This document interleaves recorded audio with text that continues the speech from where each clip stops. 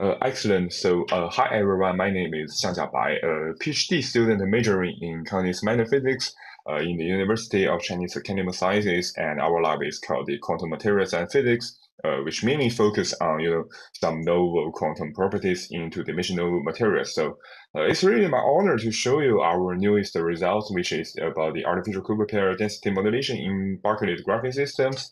And I'll give my presentation in these three aspects: the introduction, the research, methods, and also the results and the discussion. So, well, about the superconductor, I would assume that almost everyone knows the basic definition, that is the zero resistance. But actually, all of the materials has a finite resistance. So, in order to observe the phenomenon of zero resistance, we really need to cool the material below a certain temperature, which is called the critical temperature.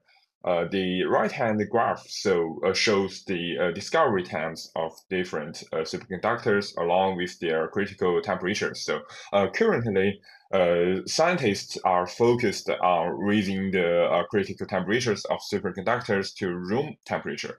Uh, but it's really difficult to explain the characteristics of superconductivity in simple terms. So we only need to remember two main features: the coherence peaks, which display to very high peaks on either side of zero, and also the energy gap, which is a significant gap near zero. All right, next is about the graphene, which means 石墨烯 in Chinese. So we just need to know it has the single layer of carbon atoms and also the excellent electrical conductivity. That's why we choose the graphene, because it has freely moving electrons in the surface, and it's really important for our further research. Besides, I want to share something about the proximity effect, which means 近邻效应 in Chinese. It shows that when we stick a normal material to a superconductor, because of the transfer of the Cooper pair, but actually you do not need to know what is Cooper pair. You just need to know it causes the outside of superconductivity. The normal materials exhibit the superconducting characteristics.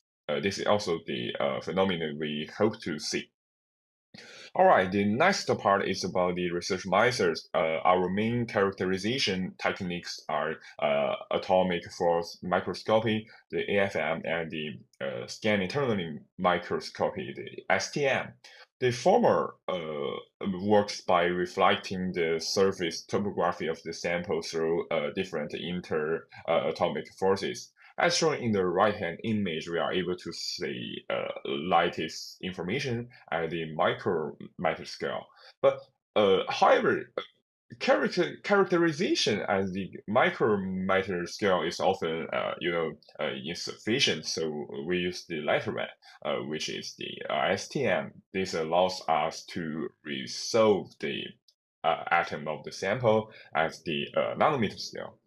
So the final part is our results. So as mentioned above, when we stick a normal material like graphene to the superconductor like the niobium diselenide, which means 二氧化铋 in Chinese, we have initially observed the proximity effect. That is, the graphene exhibits properties similar to those of a superconductor, because they have the coherence peaks and also the energy gap. But as you can see, the gap is not obvious, maybe because our experimental temperature is near the critical temperature. That's why we call it gap-like feature. And our next step might be cool this sample to even lower temperatures to further investigate its superconducting properties. All right, so the other result is about the spatial modulation, but I do not have the enough time to explain every figure, so you just need to know our superconductivity exhibits the periodic modulation with spatial position.